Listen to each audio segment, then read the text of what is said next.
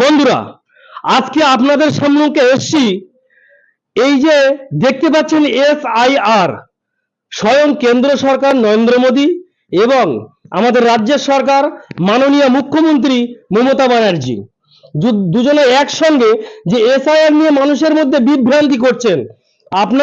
আপনারা একটা কোশ্চেন করুন, আমাদের রাস্তায় নামার সময় এসে গিয়েছে।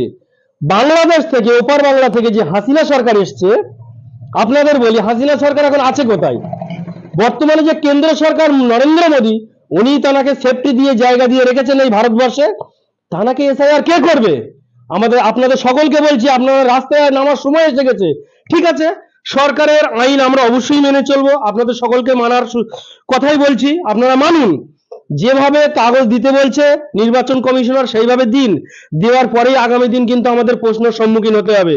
যে বাংলাদেশ থেকে সাধারণ মানুষ যারা এসছেন, হিন্দু মুসলিম সকলকে বলছি, যারা এসছেন, আইন সকলের জন্য সমান হবে। কিন্তু যে আমাদের সবার সম্মুখে হাসিনা সরকার এসছে, হাসিনা নামক একজন ব্যক্তি, তিনি কার নেতৃত্বে, কার অধীনে আছেন আমাদের ইন্ডিয়ায়, তাকে আগে তাড়াতে হবে। এবং BLO আপনাদের বাড়িতে আসবেন, প্রত্যেকের কাছে অনুরোধ, যাদের ভোটার কার্ড হয়নি তাদের কাছে 6 নম্বর ফর্ম চাবেন। অবশ্যই নির্বাচন কমিশনের নেতৃত্বেই 6 নম্বর ফর্ম BLOদেরকে সঙ্গে করে নিয়ে আসতে হবে। যাদের নামে ভুল, তারা 7 নম্বর ফর্মটা চাইবেন ওই BLO অফিসারের কাছ থেকে। 7 নম্বর ফর্মটা নিয়ে আপনি ফিল আপ করে একসঙ্গে জমা দিয়ে দেবেন। পরবর্তীতে 26-এ যে নামটা উঠবে, সঠিক নামটা আপনার বার হয়ে যাবে।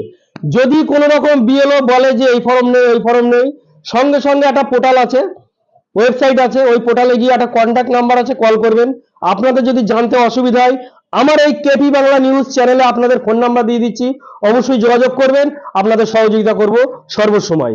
আপনারা দেখতে থাকুন, ভিডিওটা বেশি বেশি শেয়ার করুন, সাবস্ক্রাইব করুন এবং আগামী 26-এ ভোট আসছে, বিভিন্ন সঠিক তথ্য দেওয়ার জন্য আপনারা সহযোগিতা করুন।